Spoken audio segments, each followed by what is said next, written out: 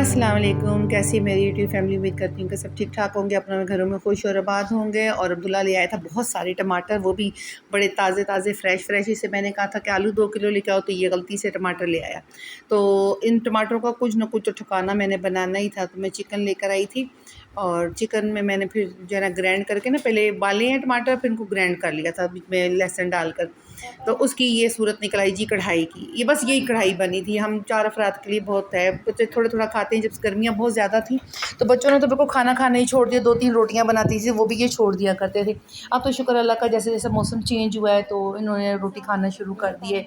एक आध रोटी कोई ना कोई बच्चा खा लेता है। तो ये अगले दिन के मतलब सालन था, तो दुल्हा ने कहा मुझे पराठा बना दें।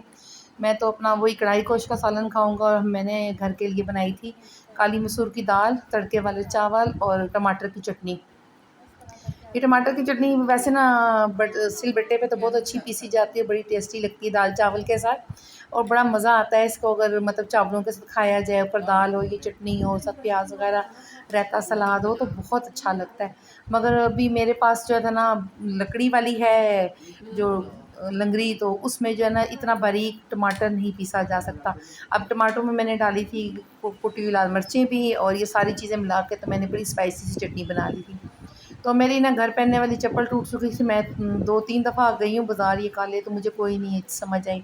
जूतियाँ होती थी तो उनका सोल बहुत भारी होता था या सख्त, तो वो मेरे पाँव में चुभने लग जाती थी। परसों तो पूरा बाज़ार फिरे तो भाई कुछ भी ना मिला। फिर मैं यहाँ आई तो अब्दुल्ला के साथ, मैंने कहा चलो अब्दुल्ला देख लेते हैं कि कुछ चप्पल मिल जाए। वहाँ से मैंने अपने घर पहनने की कैजुअल चप्पल ख़रीदी बाटा से। अल्लाह माफ़ करे, इतनी कोई महंगाई हो गई है, कुछ समझ ही नहीं आ रही कि दुनिया किस तरफ जा रही है। बहरहाल जो चीज़ लेनी है फिर वो लेनी ही लेनी है। तो फिर ग्रोसरी का थोड़ा बहुत सामान लेना था।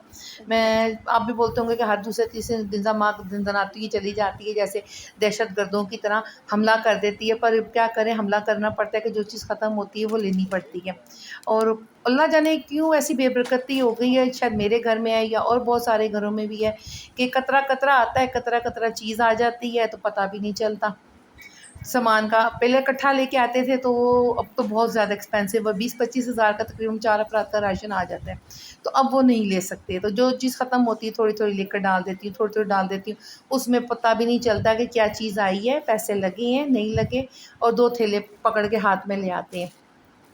अभी मैं बिल्कुल वो चीज़ जो सख़्त ज़रूरत थी और नहीं थी मेरे पास, मैं वो लेके आई हूँ।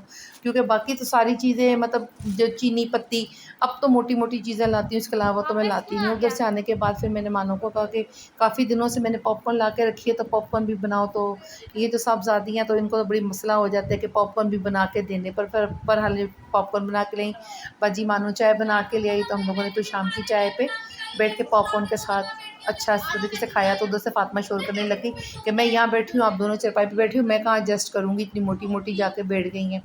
तो बहरहाल हमने भी उसे ऑफ़र की कि अगर एडजस्ट कर सकती हो तो आ जाओ। फ़ातिमा भी फँस-फँसा के हमारे साथ आकर चारपाई पे बैठ गई और पॉपकॉर्न का डोंगा डकार गई।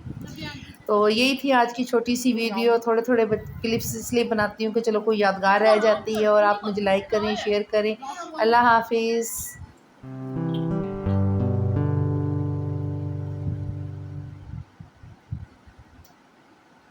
सेव कर फ़ातिमा।